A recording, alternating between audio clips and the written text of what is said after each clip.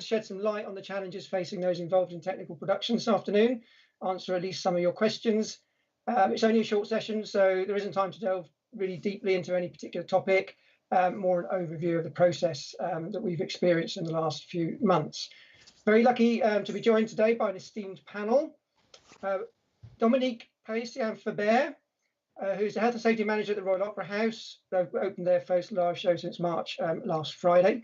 Dominique is also chair of the IOS Theatre Advisory Group. Ben Stephen, who is Head of Operations and Production at the Albany. They've been constantly evolving their venues and programmes throughout the restrictions.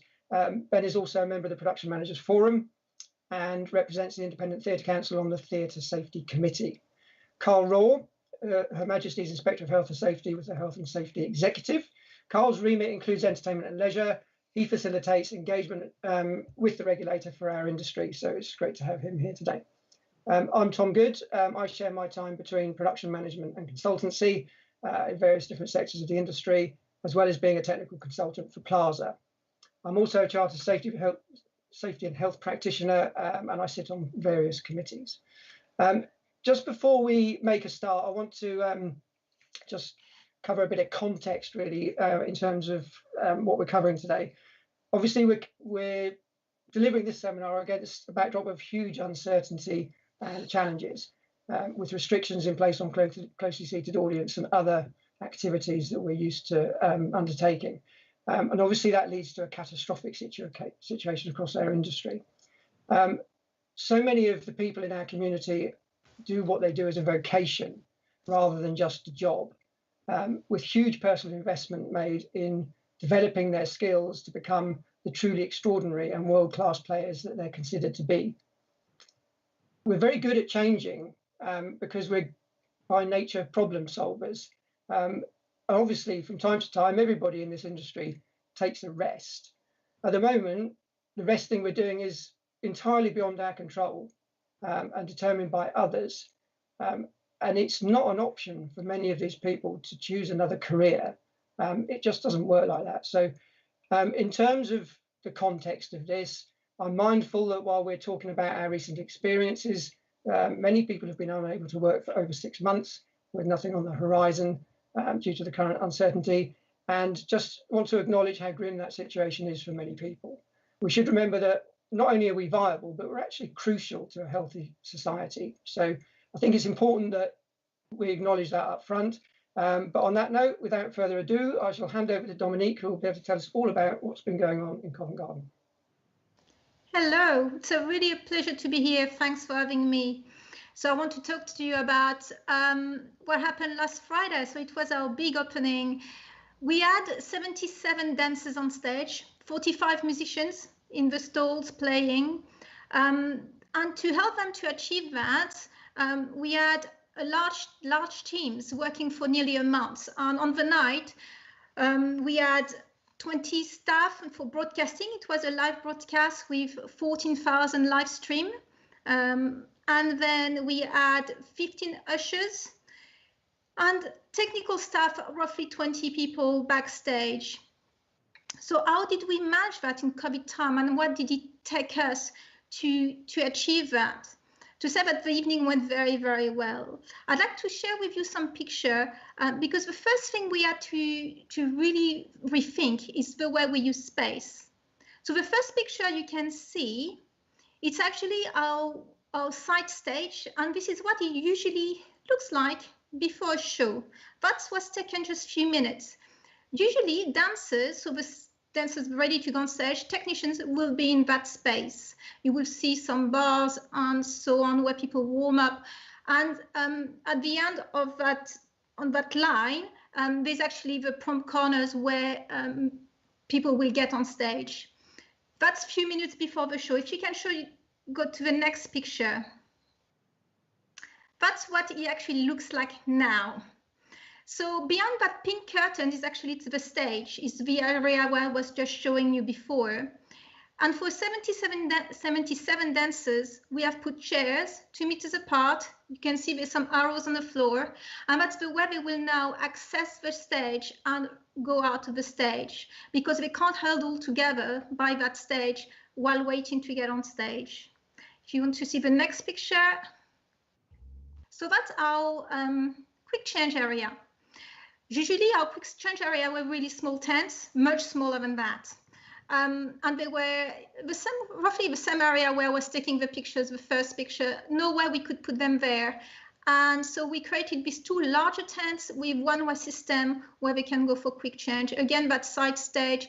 And that space was usually used for storage of sets. You can see the set at the back is Traviata. That has been in our building since March, because when we closed down, we were showing Traviata, and we still haven't removed that set from the building. So we were quite lucky to have that space to be able to expand our side stage, to be able to manage the number of dancers we had. And the next picture is to show you the orchestra. Yes, so our orchestra is usually in a pit. We have a large orchestra. We can have up to 98 people in our orchestra. That's a 45 orchestra players, but we have to remove all the seats in the stalls to give them that 2 meters away. So we lose a lot of seats because we can't fit them in the pit. We're going back to the pit soon, actually on Friday. So we have put back the seats, but we have to massively reduce our orchestra operations to be able to keep that 2 meters away in the pit. And we're putting orchestra on stage, which is okay for opera, because opera, there's not that many people on stage, so we have the space, but it was impossible for ballet when you've got so many ballet dancers. There were absolutely no space for an orchestra and ballet dancers on stage. So thinking of space has been a challenge, of course, on the night, but it's been a challenge throughout the preparation of that night. For example, the fittings, when you have to fit 77 dancers, we have fitting rooms in our costume area. Nowhere we could fit them, do the fittings in that space. Again, far too small. So we had to empty our rehearsal rooms and set up a new fitting space. And thinking of a space has been all the way through for every team. Even we had to think about how the dancers will pick up the flowers at the end of the show. Our dancers have got big teams of followers and fans that usually drop flowers at stage door. And the dancers will pick up the flowers at stage doors. But we're talking 30, 40 bunches of flowers. So the stage doors was like a flower boutique at the end of the show. Again, we could not deal with that in COVID time. So we had to create a space where the flowers will be dropped still at stage door. Security will be outside picking up the flowers, and put them in a space where dancers can pick up the flowers and still keeping safe distance. So space has been a major factor in planning for that show, before the show, during the show. In the same time as space, we had to think of simplification, major simplification of the set. If some people have seen the show, it was online. It was super simple, nothing like what we do usually for ballet. There was nearly no flying, no sets, no change, no quick change on the set. We got rid of all of that. Backstage, usually we have 44 in average, and 44 people, technicians backstage for any show. That's lighting, follow spots, stage hands, stage management. Last Friday, we managed with 20 because we simplified the show so much that we didn't have many people. And so simplification allows us to avoid like group lifting, for example, anything that needs to be done in group that we just don't use it. For ballet, for example, we had no props. We had one prop that well tried was a cane, but there was no props. A show like a dance like Don Quixote will have many props. Then we got off all the props, so we don't need then props, stage hands, because we got rid of them, rid of the props. So simplification also has been a major part of the way we dealt with the show. One of the biggest challenge I would say has been all the close contact work. So it's costume workers mainly, and of course dancers. To start with the dancers, we have paired or put in bubbles, couples, and they get tested. But they actually did rehearse with full mask on and rehearse as much as they can apart. and they only rehearse when they do the testing on the daily day. On the day they do the testing, they rehearse together, because on stage, of course, they were not wearing the mask, but the rehearsals were with full mask on. And for the costume workers, so a corset in ballet, you need some help. You need someone that help them to get in the corset. They can't close the corset by themselves. Again, that's close contact work and it's sustained contact, makeup, hair. And that has been the most challenging for our teams, our costume team, because it's a really brand new way of working. It's difficult to work with a full mask, with a visor, and to keep that distance. Even like our makeup room, usually we have a makeup room where we get 4 makeup at the same time. We had to reduce to 1. And that also changed the routines of dancers, which can be very challenging in getting in that mindset about getting on stage. So that has been the challenge for us, has been very close contact work, measure simplification, and finding that space. To come back on finding the space, the lucky bit we had is to have that space. We only have that space because we're not as busy as we used to. If we were running with the same schedule as we used to, we'll never have that space. And because if we don't run that much, that we can actually find that space.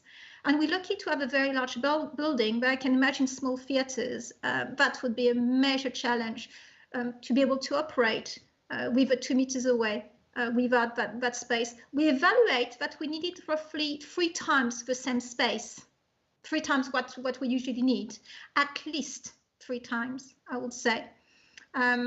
And so that from changing rooms to dressing rooms to makeup rooms to side stage to performance space, all of that we had to expand at least 3 times what we usually require. That's for me. I will be happy to take your question after. Thank you very much, Dominique. That's been very interesting. Lovely. It'll be really good to see what common threads come out, I think, between what you've experienced and what Ben and myself can bring to it as well. So Ben, I'll hand over to you now, and you can tell us how everything's been in East London. Yeah, South East London, so the opposite end of the scale. Apologies for also being in London, but I can't help that. So the Albany, for those who don't know, is a small art centre in South East London in Deptford. And I've got quite a few slides, so apologies that I'll keep saying next slide, please. So we'll crack into a slide. And we started with full houses like this, with seated audiences for theatre, spoken word, poetry, everything you can think of. We also do quite a lot of music. So if we can skip over onto the next slide, and the next slide again, where we've got everybody rammed in and everyone was having a great time. And then COVID happened, which is the next slide. And we all had to think about how to put up one of these posters in our foyers or otherwise. So we closed for a fairly brief period, but we kept going as best we could. And we did this outdoors in a tiny fashion to start with. So the next slide, which started very, very small with 6 bubbles in our garden. And then it grew a bit to 15 bubbles in the next slide with a caravan stage show outside. And we were doing this in parallel to reopening the building to our essential staff and tenanted offices once we were able to do that legally. What that meant was using the whole building as a one-way system, a bit like Dominique was saying. So the next slide is a quick view of that. And we had to do things like create a new temporary receptions in our foyer, which is the next slide. I don't believe in buying anything just because, so that's a couple of drum screens strapped to some steel deck. We're proper theatre in that sense. And we started redesigning everything to restart indoor performances in September. So we redesigned the one-way system inside the building. So another slide of that briefly. And we prepared to welcome audiences of 55, which is 11% of our capacity. So the next slide for that, and that was for a string of 33 shows with Goldsmiths University. So if we go on to the next one, this is a festival where we normally do every year, and we present 7 to 12 nights of live music with 4 bands a night. and we couldn't do that. That didn't work. So we split it into 33 shows over 6 days. And we segregated the audience from everybody else in an obvious fashion, but we also did this out the front of the building. So if we skip over to the next slide and we keep going, and we protected our staff where 2 metre isn't realistic. So temporary reception disappeared and got built back around our normal reception. We were screening for temperatures, which is a topic we might come on to. So there's another slide of that. And we keep going to the next one. And we designed some face coverings that allow people to see our lips. And we had these actually made in-house by one of our staff, but it was important to not be discriminating against any of our access patrons. We also had to drastically cut the facilities for our audiences in the building. So the toilets were stripped down, if we keep going, and the next one. Signage everywhere, and one of the things we've had to try and think about is all the signage we took down so that the signage that was relevant was visible to the people that needed to see it. We also had to slim down everything for our cafe and bar offering. So in the next couple of slides for that, please, including one-way systems around there. And we then started to give the longest briefings in the world to audiences on an individual basis. So the next slide for that, please, which involves a full clipboard, like almost an in-flight reception, really. This allowed us to actually be able to then start thinking about putting on the live shows on stage, which there's another slide of, where we're socially distancing everybody by 2 meters. I guess the thing that people may be interested in is how did we do this technically? So if we skip over the next slide briefly, which is just a 2 meter social distancing, we tried to use the DCMS guidance. This is very hard. This may be a controversial thing to say, but it is not an easy thing to do. It changes probably weekly, and the changes aren't necessarily advertised. And it's worth keeping an eye on this document, but it's very hard to use. We found documentation from the ABTT very helpful. So we've got a couple of quick slides of their 3 main documents, which are available online. The third one is very useful in terms of safe working procedures on stage, and we use that as well as the advice from, not the advice, sorry, the working document that Pirate Crew have been using, which was very, very useful to the industry. We also were listening to the costumers, so they've got a fantastic guide on their website.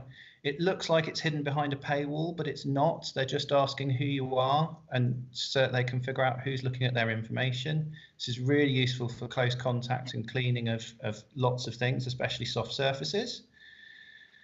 And then I collated everything into a 45-page working document that, for the first time in my life, a risk assessment went to my chief executive for his signature, and it also went to the board for their approval. So we've got a very boring slide of the front page of that, but the next page is the contents. I tried to think of everything. I know I definitely didn't. And we did at least 4 major revisions of this. If we keep going to the next one, we had personalised briefings for every member of the audience. We can't shout it out to the crew, to the queue out in the 2 meter socially distanced across the cafe or out the front of the building. And we can't let them cheer or shout or generally enjoy themselves audibly in the audience, which was one of the reasons for doing those briefings.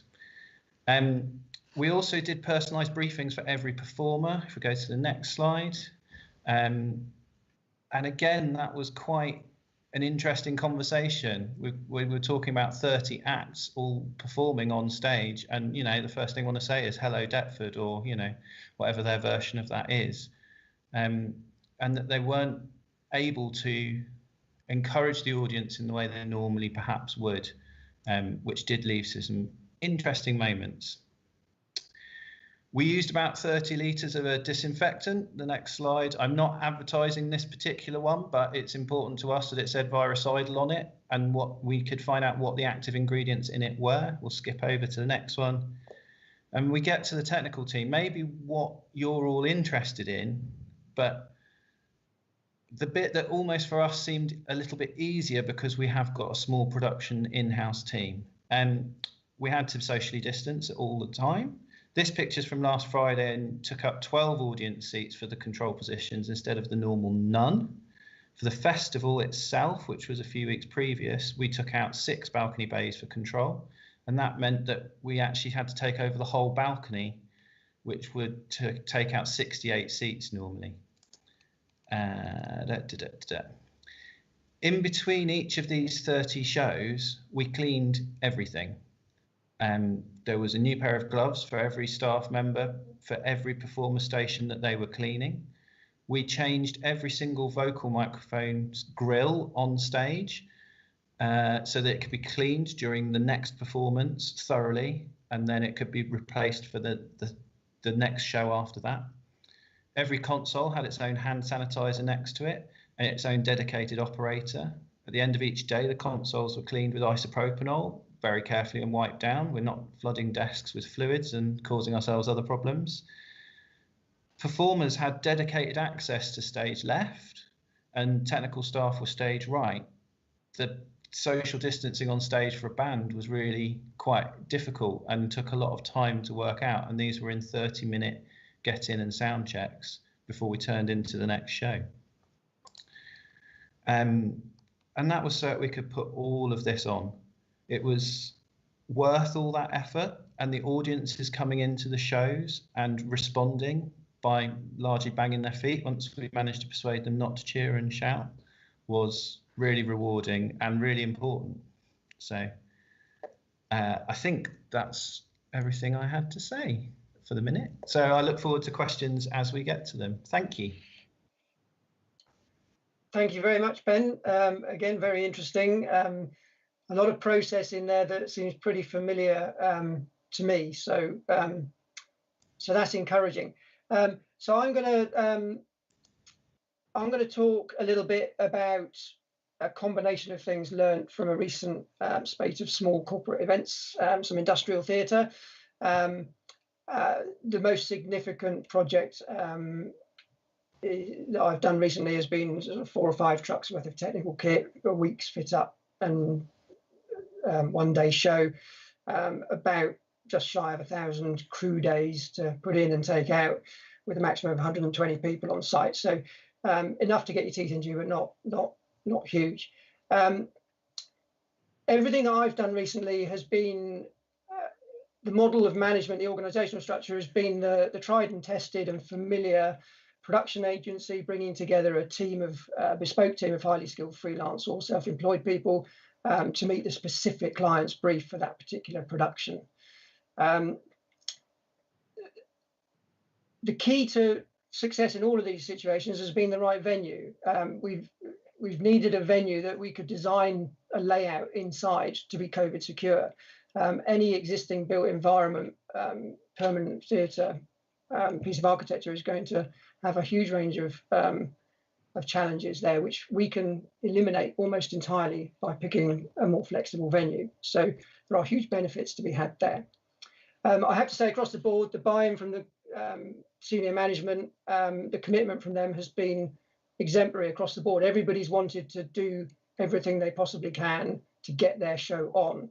So much so that actually significant amounts of time have been spent trying to rein them back in a way, in some cases, for having policies which were either of limited benefit or actually counterproductive in some cases. So it's important that that enthusiasm is turned to good effect, but can be a challenge to manage.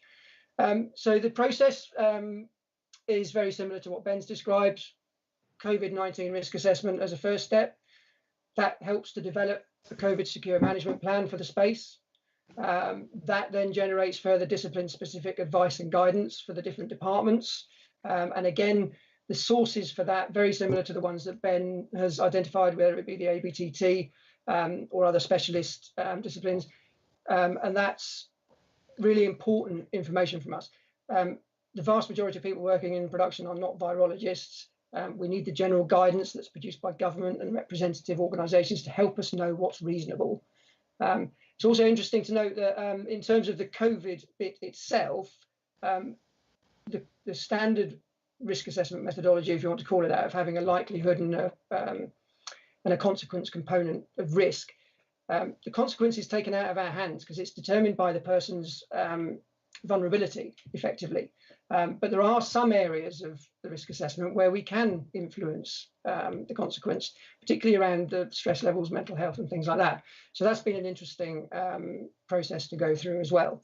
A traditional matrix risk assessment isn't a very useful tool when you're doing a COVID-19 social distancing and hygiene risk assessment, but it's still very relevant for some of the other more detailed elements.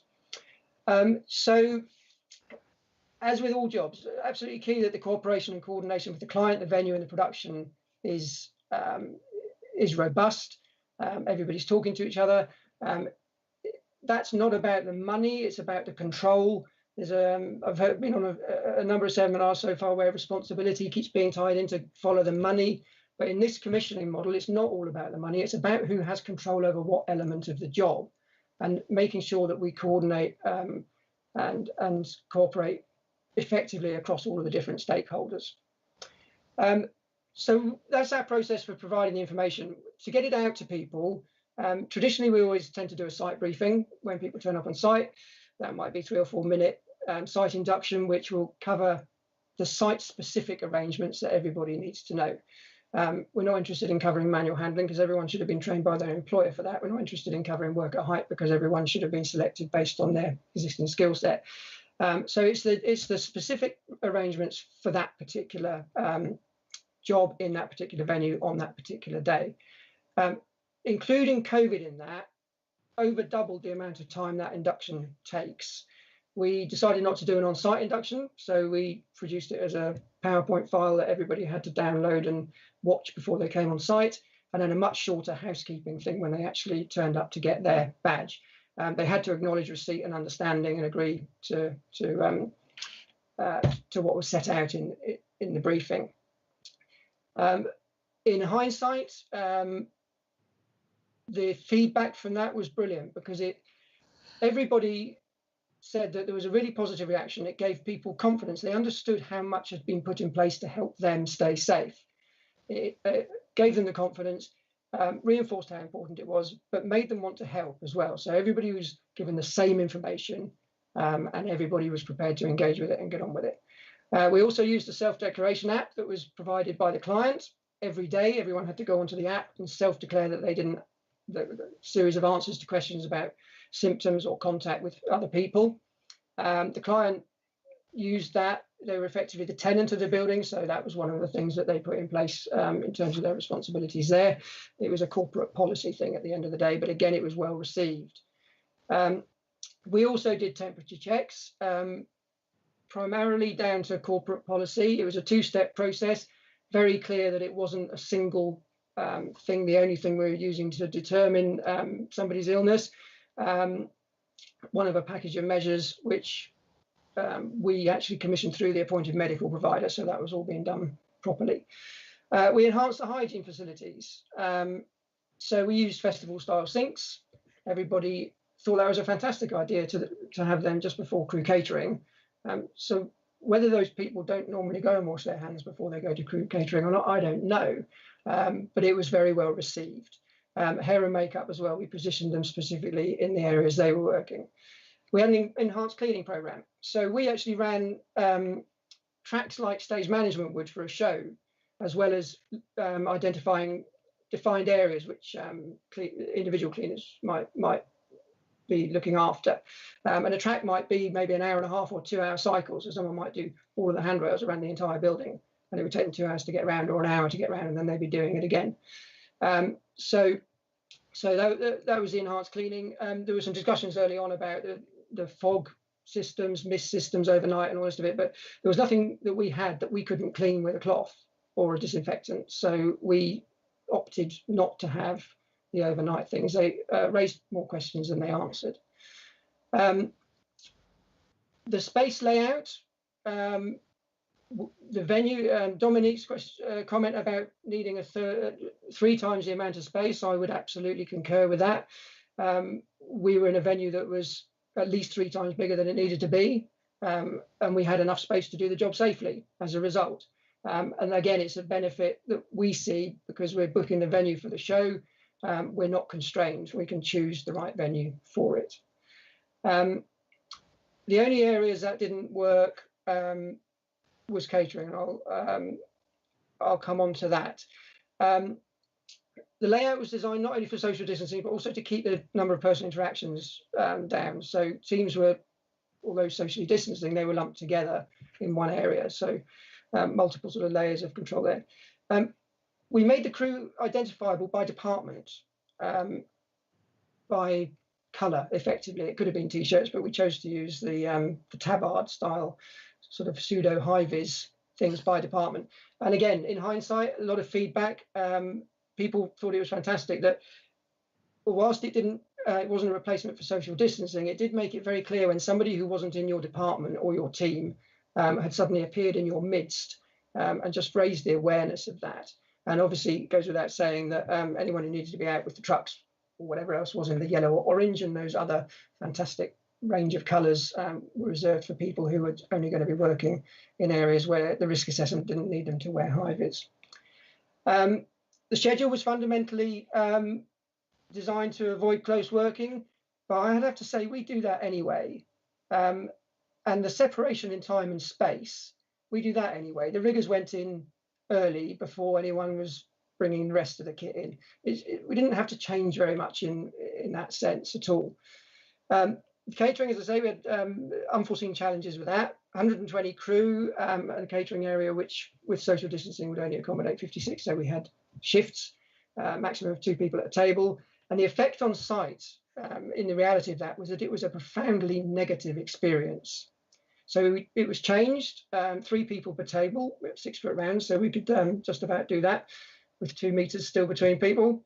And that had a really huge benefit to the vibe on site. Really, really important change that was made to what had been planned. Self-regulation was the method of policing all of this, if you like. We didn't opt for COVID monitors or people with specific responsibility to check if people were doing their social distancing or not. Everyone bought into it. Everybody had the authority to challenge anybody else. There was a fantastic comment from somebody on the theatre, the entertainment stage group, not the medical expert stage group, that they have a code word of lurgy, and that's all you need to say in a team is if you're unhappy about how close somebody's got, then you say lurgy, and that is a fantastic way of diffusing something that could be quite a difficult issue to do. Senior leadership buy-in and always available to resolve any issues, which was a critical thing for us. It's very easy on a job like that because we're all on site together. The other thing about the COVID monitors, I know the film and TV industry have parts of that are using them to great effect, I'm sure. But they only work when the monitor's there. And the other side to it, which concerns me, is that as soon as you make it somebody else's problem, then it is that somebody else's problem, and everybody forgets to take responsibility themselves. So just to wrap up on that bit from my side, there was some mention earlier on about testing. We did provide some testing, but it was only in terms of commercial risk to make the production more resilient. It wasn't done as a preemptive, and we didn't have any close contact cohorts to worry about in that sense. But in terms of commercial resilience, the ability to carry out tests without having to go through the official public available test process was a really, really important factor, so that we could determine the result of somebody's symptoms very quickly and make a decision based on a very quick decision as to what option of plan B or plan C needs to be put in place. So as a quick summary, talking to various people, overall, we reckon in the production sense, there was a 20% uplift in cost over what people would have normally expected for the type of event. Some elements were really not affected very much, but others were fundamentally different. And COVID-19 planning needs to be integrated right from the very, very beginning of a project in that sense. And I will just touch on the on transport as well. Somebody's already asked a question in advance on this, and how do we socially distance if we're loading a show in? With a corporate event like the ones I'm describing, we can influence that on the drawing board. and by the way we specify the service provisions. So the lighting and technical trucks were not stacked floor to ceiling, as you might normally expect. So everything could be got out of the truck an awful lot easier. Some equipment stayed on its wheels and it was just restrained by load bars. The set curtain siders, a drawbar combination, which actually gives you more space than a traditional Arctic, but means that you can unload with a forklift, even in quite a small space. So in terms of the scenic element, it's very easy to, if that's how you know you're going to need to do it on site, then everything is designed and fabricated to suit that that mode. So there's an awful lot we can do, and one could have, there is an argument that says we should be doing some of that as a more routine approach anyway, really. So I haven't yet had a gig where the steel deck needs to be carried up the fire escape, but in other sense, everything was fairly straightforward, and maybe those days have gone, which would be a benefit, a good outcome from this. So that's my sort of very brief overview of my experience in the corporate industrial theatre world from recent times. I'm going to give a very quick summary of the DCMS working group position at the moment as well. Phil Brown from SALT UK Theatre very kindly updated me last week. He sits in all the working groups. So I'll run through that very quickly and then we'll hear from Carl. So people are probably aware there are 4 working groups that are liaising with the DCMS. And there are reps from all sorts of live events. It's not just theatre, it's not just touring, it's not just music, it's all live events that are represented in there. The 4 working groups, the first one is working with audiences, and the key area they're looking at the moment is how social distancing is being interpreted and measured. What are the ends of the distance that we're talking about? 2 meters, what are we measuring the 2 meters between? And how is the interpretation? And I think Carl might have some words for us on this in terms of the 1 meter plus and those other things. The next working group is managing infrastructure. So that's your buildings and the facilities inside. The key area of discussion at the moment there is ventilation, and the decision or discussion around whether a risk management approach, rather than a prescriptive set of requirements, that discussion is ongoing, and obviously it has a huge impact for venues that have an existing system that might not meet a prescribed set of requirements or whatever else. So they're looking at that. There's a lot of discussion and just trying to decide what metrics are most useful in terms of the ventilation, but that's the big topic there. Supporting the workforce, all of our fantastic crew, staff, technicians, etc., front of house staff. The key areas being discussed there are the relaxation of social distancing, work being done on contact time, so maximum duration before contact is deemed to have been close. Questions about how useful testing might be or not as well are being discussed there. Touring is the 4th category of the 4th working group, and the key things there are there's quite a range of them, and it really shows up the diversity of our industry. Huge challenges with social distancing, trying to tour an existing show that wasn't designed with any consideration, and Dominique's mentioned there that an existing show is a difficult thing. It needs to be simplified in many cases. Insurance is a big topic at the moment for touring, obviously with going through different regions where they might have different status, and digs, issues around self-isolating on a theatre tour where you're using digs or whatever else. And the last one then is exemptions for self-isolation requirements for overseas acts, which would be similar to the sort of system that the competitive sport world are using at the moment to move athletes around. Those discussions are ongoing. So I've paraphrased what Phil was kind enough to go through with me. Please don't take any of that too literally, but it gives us a flavour of where the discussions are going to help influence how the DCMS put further guidance or support or whatever else in place our way. So that's it from me for the moment. We're going to hear from Carl now, and after Carl's enlightened us with a few bits and pieces, then we'll go into some question and answer stuff. So Carl, over to you. Okay, thank you, Tom. Like always, the regulator follows and has his thunder stolen by the people who speak much better than he does. But no, everything which has been said beforehand, we would, of course, endorse. And Ben, major revisions to risk assessments are always well thought of when we hear that word as a regulator. We like risk assessments being reviewed often. So like that was good to put in. And Tom and Dominique mentioning about social distancing. The guidance is 2 meters, and it stays at 2 meters. There is no confusion in a regulator's mind, and there's no confusion when either ourselves or local authority will visit that how you're managing the 2 meter social distancing guidelines, and where things can't be done at 2 meters, 1 meter isn't good enough. It's always a consideration. It's 1 meter plus measures, and it is what the measures are which then become very, very important, very interesting. And I would imagine that in an events, live events situation where space is an issue, the actual thought at the risk assessments and the planning procedures, processes of what can those measures be? Are they masks? Are they physical measures? Are you able to segregate until a very last moment in different areas, port cabins, car parks, depending on size of events?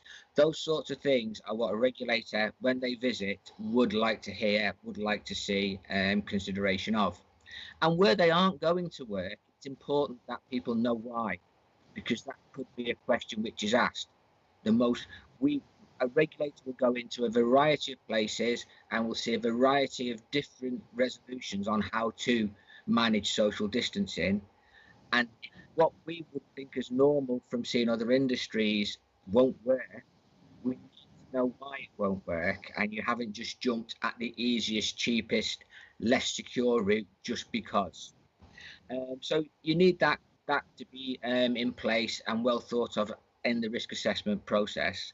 Mentioned earlier cooperation, and that's important from all parties, and it's cooperation over tasks, over the timing and the scheduling of tasks, cooperation between the different trades, the hairdressers, the makeup artists, the artists themselves, the road crew. All of those things need to have good cooperation, as normally they would have. But it's more important now because good cooperation can help maintain good social distancing.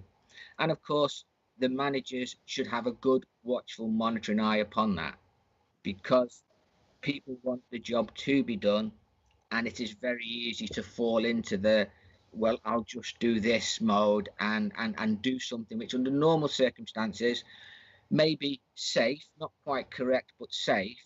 But in the new world that we currently live in, where social distancing is necessary, it may be putting people at enhanced risk. So you need to monitor how things are being worked. Other than that, really, there's not a lot for me to say, other than the way are controlled in a legal format is with 2 real areas which can be demarcated and are legally demarcated.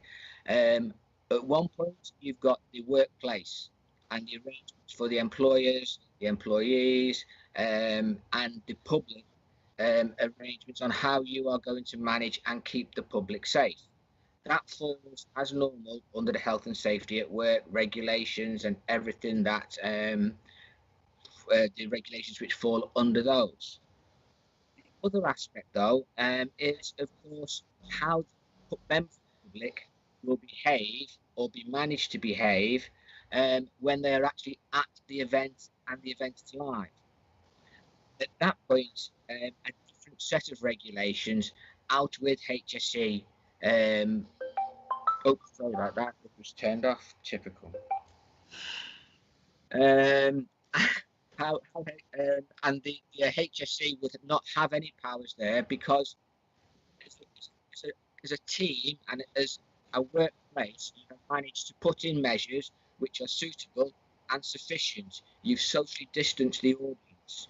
You've socially distanced the cast. You've managed to enact how people will enter and leave the venue in a safe manner.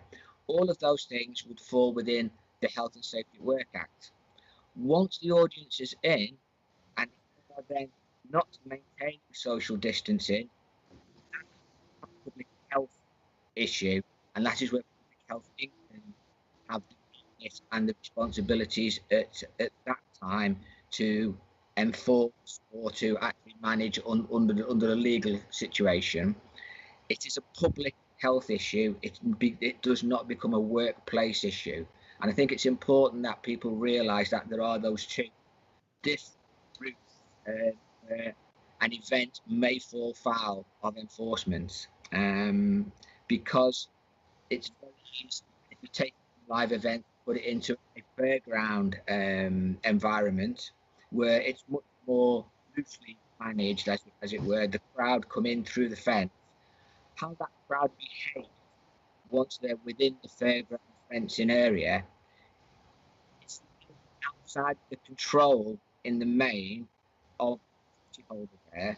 He's put everything involved that needs to be there. Oh, for God's sake. He's put everything there that needs to be, and it's down to a public issue now not following his safe arrangements. Sorry about the phone call. Hopefully I've explained that in a manner. If there's any questions on that, I shall certainly try and answer them. Other than that, back to you, Tom. Lovely. Thank you very much, Carl. Again, very interesting and great to get that clarity on the difference between the workplace and the public health side of things. So we've got about 10 or 15 minutes left to take some questions. There's a few that have been sent in advance, which I'm hoping we've probably covered off a little bit already. And I'm just having a look at the chat now to see what else has come in. Right. So let's kick off with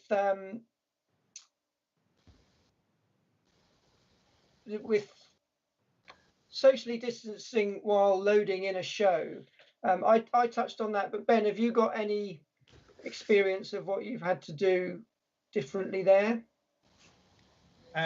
We've just taken a lot more time and broken the tasks down, basically, and it's more expensive in lots of different ways, more expensive, but it's the only way to do it, really.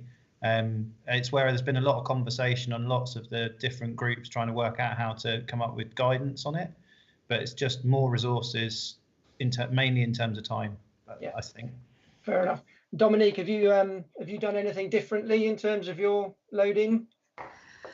No, we simplified smaller stuff, but at the opera, we're quite lucky in our building. We've got hoist and crane, and we're very, most of the thing is on caster wheels, or we use the cranes. So we don't do many group lifting. Most of the group lifting we're used to have were like a table for props, the table that need to put on stage. Then that we just simply don't do it anymore. Fair enough. Very good. Okay.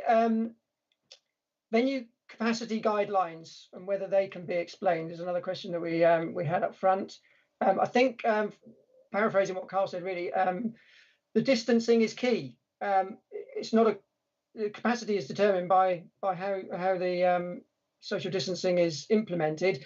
The DCMS working groups are looking at that at the moment and trying to come up with some more useful metrics for us. So I'm not sure any of us can answer that specifically at the moment in terms of an explanation of the capacity guidelines, but it is just down to the social distancing element. Yeah, there's a proposal gone to DCMS from the industry, and that's currently under consideration, and it's my understanding, Tom, and we're all waiting to hear what that is so it can be clarified. But and it is absolutely key, isn't it? To be able to plan something, we have to know what the constraints are going to be. So yeah, fair enough. Okay, the outdoor side of things. Ben, you started off outdoors early on. Did you have any particular challenges there? I think, well, Yes, in that outdoors doesn't necessarily make it simple, in that it still has to be contained and controllable, and there isn't an instant festival site. We're quite lucky here, we've got a garden and we can put things inside it, but the access is still fixed, the toilets are still necessary, all the other bits of production are still necessary. So whilst it was easier in terms of the guidance and legislation that we could restart outdoor performance quite quickly, actually we had to put just as much thought into it that we'd put into anything else, and the space was still king, I suppose, and that we had to still present things that would work with an audience that was still 2 meters socially distant between bubbles or households. Fair enough, and it adds the other dynamic of obviously needing to protect the equipment and make sure that there's good weather cover and all the bits and pieces that go with that, so it becomes a proper outdoor event that needs a wind action management plan and all those kind of elements as well. But that's well serviced already within our industry. We have people who are very capable of managing all of that. So Dominique, from Ken here about your testing strategy. Who, how often, how reliable? Testing is pretty complex because new tests come in the market on the weekly basis. I mean, it's just flooded the markets with a lot of labs proposing their brand new tests that are all fantastic according to their advertising. First, we kind of looked at NHS guidance on testing. That's like the DCMS guidance. It changed very quickly and very often. So keeping with the knowledge is really difficult. Until last week, and this is changing now, we were doing antibodies once a month. And if someone was positive from antibodies, that means that they had the immunity, but then we didn't test them anymore. If they were negative for antibodies, which is most of our people that we tested were negative for antibodies, then we do an antigen test, which was twice a week. And so people keep being tested, and it's negative test means that they didn't have any signs of COVID. Positive test means that they had to go home and leave the building. And if they had a positive test and they were working in a bubble, we look at some like couples dancing, then the person they're dancing with was also going home. So it was quite a high risk with a bubbling of dancers, especially in dancers' lab. Many of them live with each other, flat sharing, but also their partners is also part of the same company. So if A and B dance together in a bubble, A live with C and B live with D. And so if A get tested and positive, when you lose B and you lose C. So it was really, really difficult, and it was quite a high risk because at any point we could lose our top dancers, and people that work in the bubbles are soloists and the top dancers are principals. So it was quite high risk. So the big important, I think, message with testing is you don't drop your guard. It's not because you get tested that you drop your guard. For example, the classes in the morning, ballet dancers start 9:30, 10 o'clock with classes. Then every studio was measured, every bar in the studio was measured, and everybody has an allocated space. And we had to have a cleaning situation and rotations where usually they take the classes all together. You could have more than 15 at that point. With 77 dancers, it's a really, in terms of logistics, it's a real challenge. And the corps du ballet just stayed apart. They just never danced together. Only the soloists and the principals that were in bubbles that danced together, and they all danced with mask on at all the time, except of course the performance night, and once they had their makeup and hair done. But up to that point, mask on all the time. So it's challenging and it's demanding, and there's always that necessity to remind them of the rule, because it's like, oh, I get tested and it's fine, and they can relax, but constantly needs to remind them, like, it's not because you get tested but you can huddle together 6 in the lift. Things like this, simple things like this. So yeah, it can't be done single-handed. It needs to be done as part of the package, I will say. Anything else? Lovely. Thank you, Dominique. That's great. Ben, one's coming from you. Did you have any issues with compliance, either from performers, staff, or audience? That's a good one. So the performers were unbelievably excited to be able to perform, and one of them very specifically said, I will do absolutely anything you need me to do. If I need to be in a full hazmat suit just because I can be on a stage and see some audience, I am prepared to perform like that. I think the biggest compliance issue was audience response. So we ended up having to build a slide and flash it on all the projection surfaces that said, please don't cheer, coronavirus is rubbish, these guys are great, stamp your feet, clap your hands, but you can't be cheering and shouting, or some words like that. And that, music gigs in particular, there is a culture of having an alcoholic drink before or after, and you want to enjoy yourself. And how we temper that culture change was a challenge. I mean, we're very lucky. The ventilation into the theatres very good, and we can do 100% fresh supply, and it gets exchanged 6 times an hour, which is on the good side of things. We have looked at some other things. So someone mentioned something about UVC. We're looking into it, but it's incredibly complicated, is the only thing that I currently understand for an efficient system that will do what we want it to do. But yeah, the audience are probably the biggest challenge. Lovely, thank you, Ben.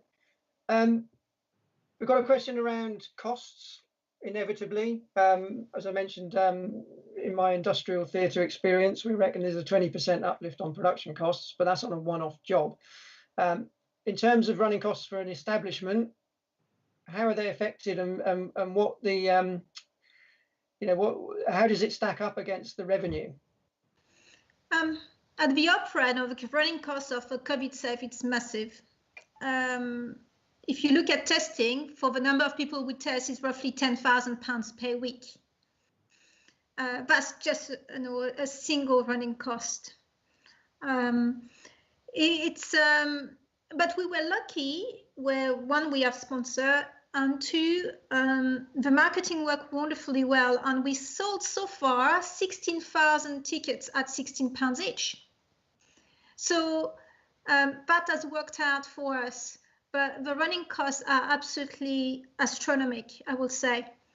And it's not only the running cost, it's the fact that you're also losing money by not being able to put over production because you're using that space. And it's a hidden cost, I will say. So maybe jumping in on that, but we're both in the subsidised sector, Dominique and myself, and the budgets are in the bin. The budgets have been rewritten 100 times since April the 1st, and will be written another 100 times, despite positive announcements for us yesterday on Cultural Recovery Fund. I suppose for us, the running costs are probably about the same as they ever were, but the income, certainly from ticket sales, is basically negligible because the capacity is basically negligible. But there is a cultural imperative to continue to offer art to everybody. Rock and roll world, maybe that's a slightly different thing, but there are solutions. It's just looking at the whole budget from beginning to end, I guess, is the only bit of shining light I can say. The other thing is there was some really good news in the Cultural Recovery Fund announcements yesterday for production companies, audio companies. So there is some light in there, even though it is a pretty dark time. Yeah, and I think Fund is the same. Our room is capacity is 2,200 seats. And with public, on Friday, we had 400 plus guests. And among them, we had the Secretary of State for DCMS, Royal Family also. Just no pressure there with our guests. And it's so from 2,200, we'll get roughly, with the stall seats back on 40% capacity. Our business model post-COVID was we need 96% occupancy to balance the sheet. And from 96%, we fall now to 40%. capacity. So no way we will be able to make that viable. But like Ben, the art must go on. It must go on. We can't drop it, and we are lucky to have donors. And unfortunately, we're also making people redundant. We're losing a lot of staff to bring down our production cost. Okay, thank you very much. We've got to 3 o'clock. We've all survived, hopefully. There is one very quick question I can answer from Steve. A question for Tom: what were your concerns regarding fogging? Didn't have any specific concerns. It just didn't do something that we needed to do. We could manage the cleaning by other means. And when it was being considered, there were a lot of questions that we would have needed to answer had we chosen to go that route, which we then didn't need to answer because we decided we could manage in other ways. So that was the one on the fogging. Carl, have you got anything else that you would like to add at this juncture before we wrap up? No, I've got nothing to add at all. Thank you for inviting me. No problem at all. Okay, so it just remains for me to express my gratitude to Plaza for organising these seminars, members of the panel who've provided such interesting and useful insights into their work, those of you that have asked questions, even the difficult ones, and everyone who's logged on in the hope that something interesting or relevant might come up. Hopefully it has. So yeah, we hope it's been useful to you, and thank you very much for attending. Goodbye. Bye-bye. Bye.